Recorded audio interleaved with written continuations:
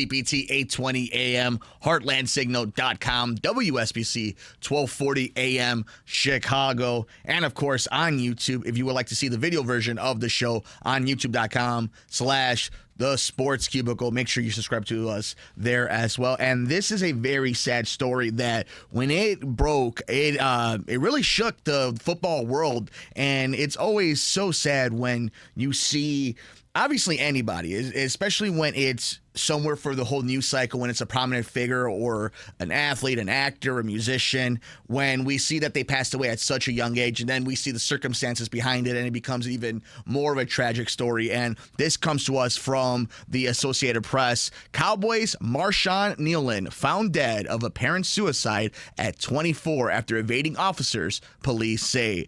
This is by Shyler Dixon and Juan Lozano. Police in a Dallas suburb say 24-year-old Dallas Cowboys defensive end Marshawn Kneeland was found dead of an apparent suicide after evading authorities in his vehicle and fleeing the scene of an accident on foot. Frisco police said Thursday they are investigating the suicide. They said Kneeland didn't stop for Texas Department of Public Safety troopers over a traffic violation in a chase that was joined by Frisco police on Wednesday night. Authorities lost sight of the vehicle before locating it crash minutes later. During the search after Kneeland fled the crash site on foot, officers said they received word that Kneeland might be suicidal. As authorities were looking for Kneeland, a dispatcher told officers that people who knew him had received a group text from Kneeland saying goodbye. They're concerned for his welfare, according to recordings from Broadcastify, which archives police safety radio feeds. Quote, "We're talking to the girlfriend. We're trying to call his agent, but we're trying to get her to call him first. But she's saying he is armed and has a history of mental illness." And her quote was, quote, "He will end it all," another dispatcher told officers.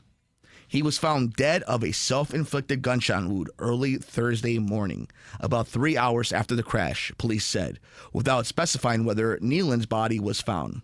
In the recordings from Broadcastify, officers said they had tried to get in contact with Kneeland by calling and texting him and used a drone to try and locate him after the crash. And you could read the entire article over at the Associated Press. Cowboys' Marshawn Kneeland found dead of apparent suicide at 24 after evading officers, police say.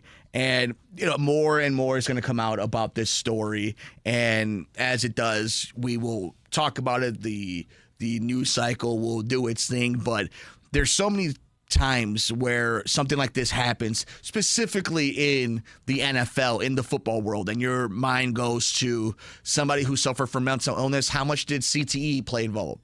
Substance abuse, steroid use, all these different things. And I'm not saying any of that is what's in this case right now, but whenever you hear a story like this, that's where your brain goes to. It goes to the tragedy and the scary truth about football and the craziness of life and the randomness of it. And I do also want to make sure this is really important for anybody who's listening, who's seen the video of this, listening to this over the air. If you or someone you know needs help, the National Suicide and Crisis Lifeline in the United States is available by calling or texting 988.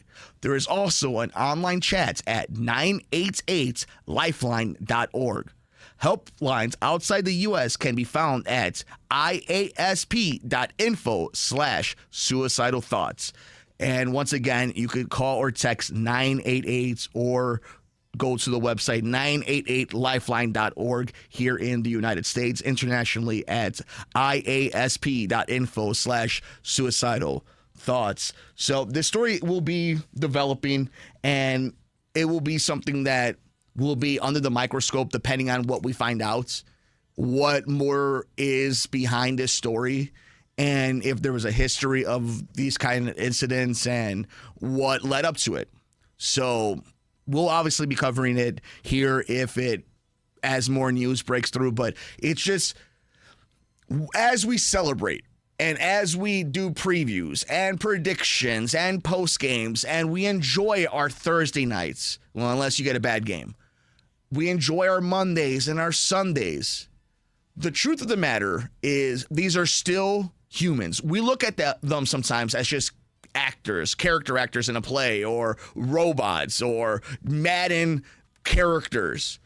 But behind every one of those big hits or inside one of those shoulder pads is an individual, is a human. And these are real life human stories. And this one ended in a tragedy, and who knows what we'll find out as time goes on. But it's just a sobering reminder, the reality in which we watch these people, men and women, do spectacular things, whether it's on the pitch, the ice, the field, the diamond, the court, and even on the stage or behind the screen. And with all the adulation still comes all the pressure, and still them being individuals. And us as the normies understand that. So at the very least, it's just a sobering reminder that they are just real humans. So while we're enjoying our time, rightfully so, you are rightfully enjoying your Sundays, your Mondays, whatever sport you may watch, you've earned it. It's just a reminder that there is real life. So obviously, Marshawn Kneeland and his, more than anything, his family and his teammates, thoughts and good vibes to them. Once again, if you or someone you know needs help, the National Suicide and Crisis Lifeline in the U.S. is available by calling or texting 988. There's also an online chat at 988lifeline.org, 988lifeline.org. Helplines outside the U.S. can be found at iasp.info/suicidal thoughts. We got more coming up next on this edition of the Sports Cubicle and Sports from the Couch on WCPT 820 AM, HeartlandSignal.com, WSBC 1240 AM, Chicago, and on YouTube at The Sports Cubicle. I'm your host, Mike Mercado.